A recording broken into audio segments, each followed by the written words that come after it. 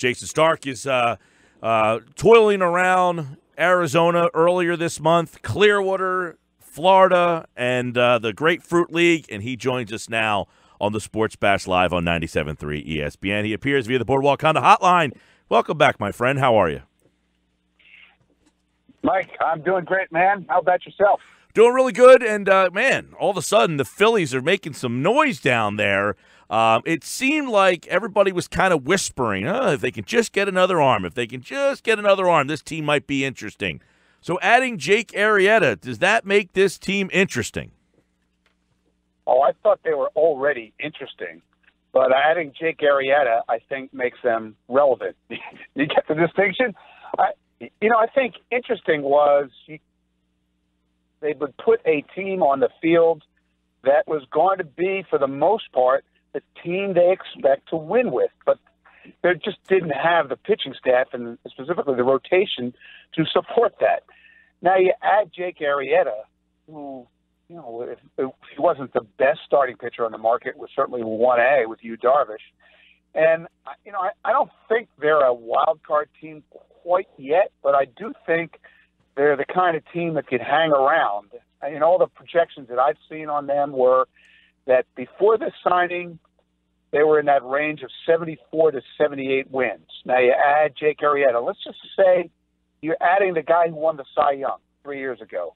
That was an 8-win player. So if you do the math, that gets you, again, best case, to 86 wins. And that makes you the Brewers. It makes you a team that plays meaningful games through the year and then see where it turns out. And I would sign up for that kind of season if I were them, would you? I think, it's interesting. I wanted to get your opinion on this because do you think they saw enough from some of these young guys at the end of last year that made them feel like, you know what, we're closer than we thought? Well, I don't know about that. Obviously, Reese Hoskins is a guy they would like to build their team around. I mean, in their eyes, he's a centerpiece player. But you have a full season of him, and if that, if what we saw was real, that's an all-star player. Then Carlos Santana is a massive upgrade at first base, obviously, over what they were running out there. I think Scott Kingery comes up early in the year, mid to late April, and they move him all over the field and get him a bunch of at-bats, and he looks like a difference-making player. Jayson, theoretically, their bullpen is better, right? And then at that point, you've got a really interesting team. Again, I don't think it's a wild card team, but I think it's a team that belongs in the middle class of the league below Dodgers, Cubs, Nationals.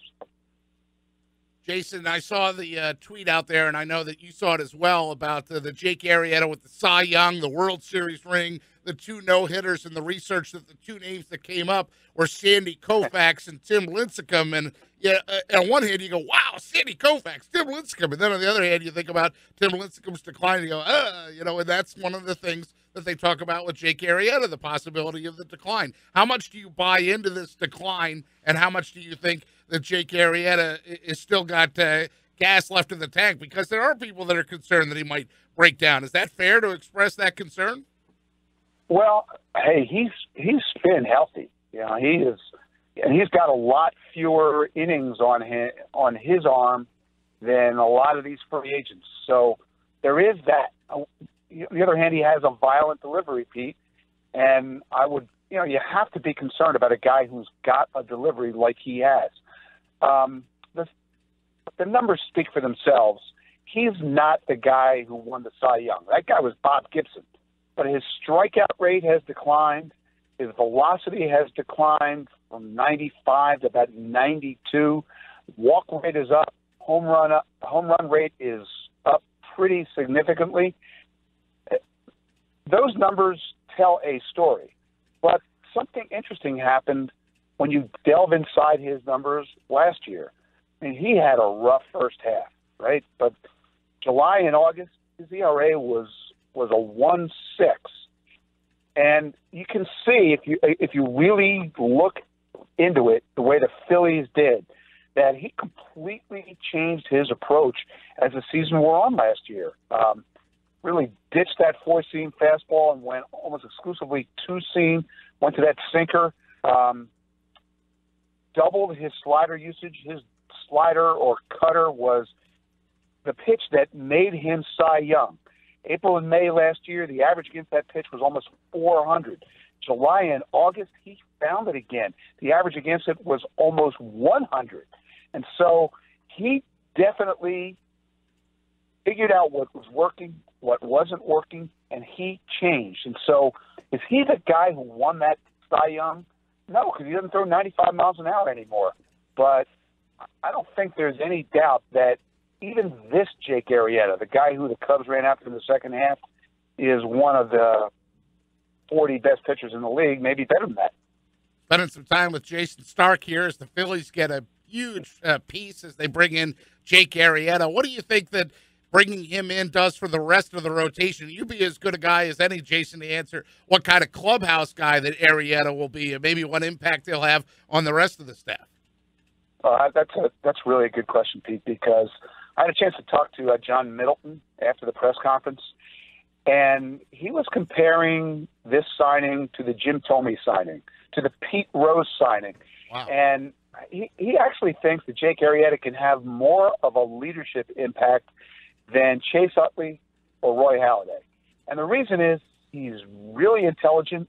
He's very vocal about what he believes. He's got a Roy Halladay work ethic, but he's got almost that Jimmy Rollins or Pete Rose personality where he's got a big presence in the room. And so I think now that what I see is they feel like this team is going to be led by three people. One is Jake Arrieta with the pitchers and especially the starters. The other two, Carlos Santana, who they think can make a big impact with the Spanish-speaking players, and the other is Rhys Hoskins. Rhys Hoskins has the full package. He just has to go out there and perform. And if those guys are your leaders for the next 2-3 years, you should be a good team. We're talking with Jayson Stark. Many of you remember Jayson from his time at ESPN, but he will be writing for The Athletic starting in April, Jay. So before we move on to some other Phillies things, why don't you let the people know about that and where they'll be able to find you and a little bit more about The Athletic, which I do subscribe to and am enjoying it greatly. Well, I am glad you brought that up there, Mike. The Athletic is assembling the greatest baseball writing destination ever. To get to work with Ken Rosenthal and Peter Gammons and Matt Gelb and a cast of all-star writers is incredible. I'll hit ninth in that lineup. I'm fine with that. Now it is subscription-based, but it's incredibly reasonable. If you look at the top of my Twitter feed, there's a code for a 30% discount that it makes a year of The Athletic cheaper than a tank of gas. I got mine for $39 for the year. There you go. We're about in that range. And like I keep telling people, this is the Netflix of sports writing. You get your local sports page. They cover the heck out of the Phillies, the Eagles, the Sixers, the Flyers, the local teams. But if you imagine that for that $39-40 a year, you're also basically getting Sports Illustrated.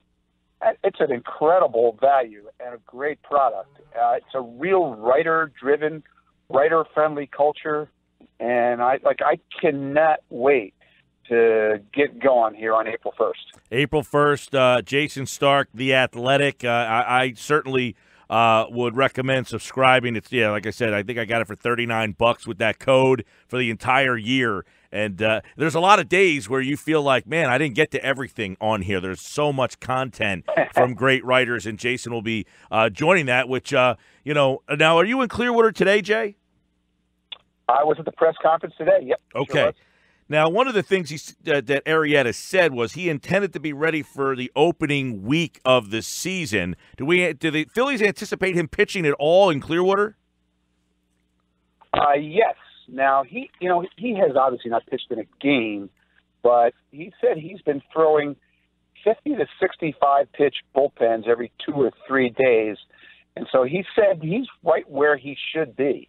Afterward, Gabe Kapler wasn't sure what his schedule was going to be, but I don't think it's unreasonable to think he'll be ready to pitch when the season starts. Now, whether he's ready to go deep in games, that's another story.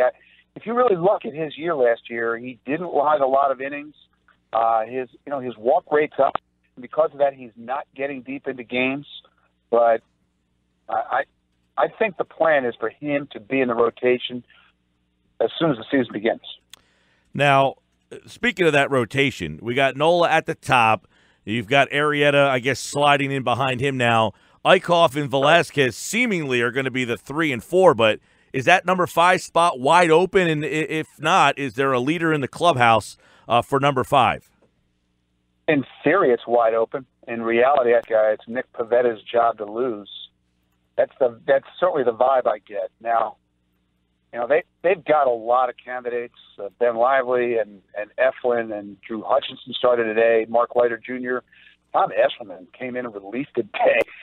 Came in the third inning, was still in there in the eighth because he throws so many strikes. And the manager raved about his ability to miss bats, or to miss barrels. But I think when you look at Nick Pavetta's strikeout rate, stuff, and swing, I think they would like him to be the 5th starter, at least initially. But you're gonna see a lot of guys pitch for this team, Mike. There's a lot of candidates, as you said. I mean, it seemed that every trade they made over the last 5 years, there was some arm attached to it that we've been hearing about. Every deal was, hey, just give us back some arm, and then we'll just try to figure all these guys out. And now they're all finally at that spot where they're in competition for a roster spot. So I guess the competition is good. Yeah, well, you and I have talked about this a lot over the last couple of years. Their system has been teeming with pitchers who would pitch in the big leagues. The question was, did they have any pitchers who could pitch at the top of a rotation? Well, Aaron Nola took a step last year where he was clearly one of the 20, 25 best pitchers in the sport. There were people wondered if he would miss bats. He did that. And if he's a strikeout in any kind of guy, he's a number 1 or 1A or 2 at the worst starter.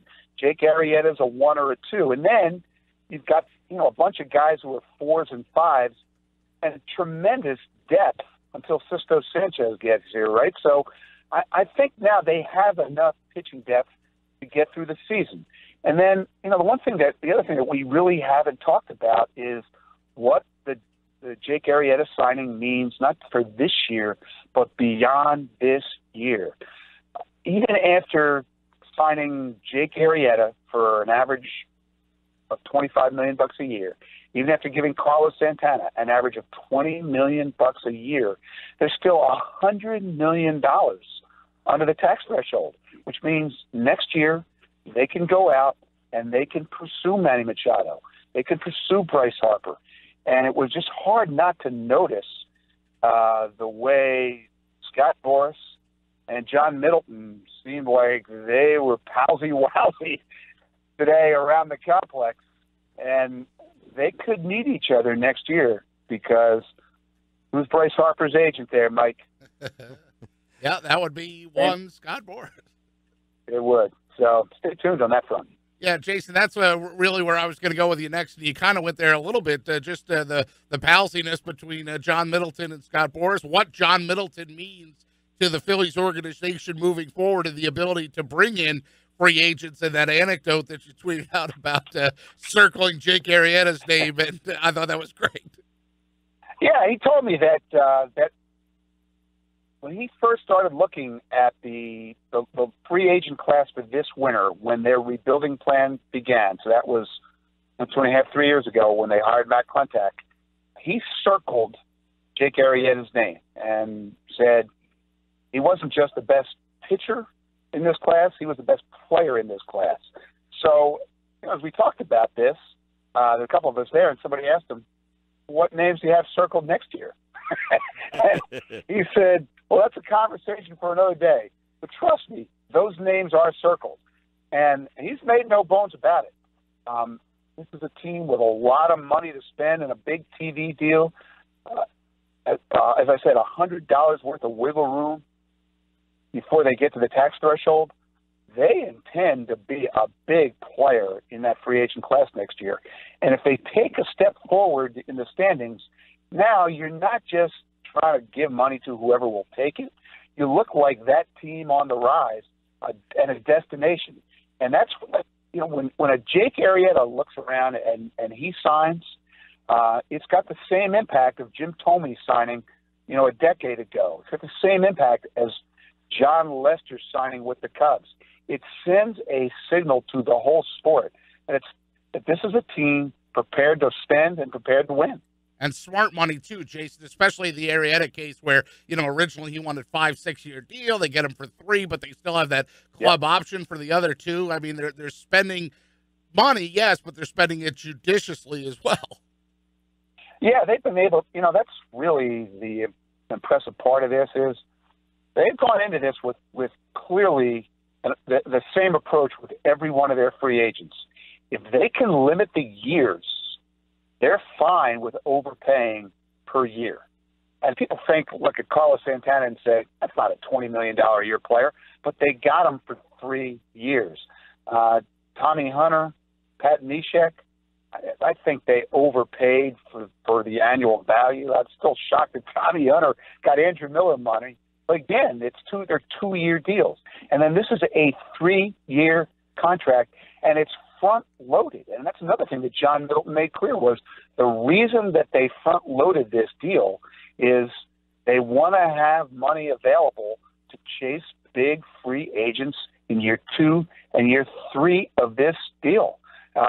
They have a clear plan, and it's all there for everyone to see right now. Jayson Stark, The Athletic. He'll be starting there April the 1st, theathletic.com for all the MLB coverage. Jay, you think this team's done? I know there's some other free agents lingering out there that people are saying, well, you went and got Arrieta. How about somebody else to add to this rotation? Well, the one guy left who would make a lot of sense is Alex Cobb. I don't see it. I'd really be surprised by it, but even now, with all they've done, it's Cots Baseball. No, I'm sorry, BaseballReference.com is where I saw this. Is estimating their payroll this year to be $67 million. Now, it would have been the lowest payroll in baseball before this signing. It's still in the bottom 5. They've got money to spend. I just would really be surprised if Alex Cobb joined this parade. That'll be interesting to see if they end up doing anything else here. Jayson Stark is with us here. Overall, this is a team that's going to be very young, as you mentioned, maybe in that wild card mix. But I want to ask you, are you getting a good vibe from the manager? He seems to be a wild card. We talked about him after they hired him. I can't tell you that he's the guy. I can't tell you that this is going to work. But the clubhouse is incredibly energized by what he's doing, how he's doing it, how he's presenting it, how he is connecting with them. I had a chance to talk to Cameron Rupp a little bit today, and I said, what things have stuck out to you that have been different than what you've seen before? And he said, you mean everything?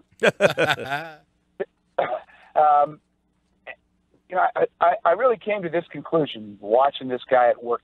I've only been there a couple times in spring, but I don't think it's accurate to say he thinks outside the box. I don't think he's aware of the box. I really don't. Well, and whether he can run the game, whether the losing eats him up, if he loses 11 out of 13, whether the noise in Philadelphia is a factor, I can't answer any of that. He's never done it.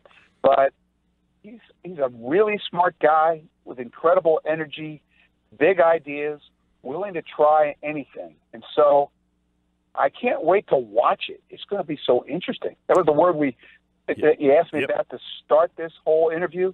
And it's just one more reason why I feel like this is the most fascinating season that the Phillies have had since 2012. No doubt. Interesting. Like a Seinfeld episode. We brought it all full circle here for you. Jayson Stark here on the Sports Bash. Check out The Athletic. He'll be starting there on April the 1st. I'll be in Clearwater tomorrow. I hear it's rather cold down there, Jay. You got to bring me warm weather.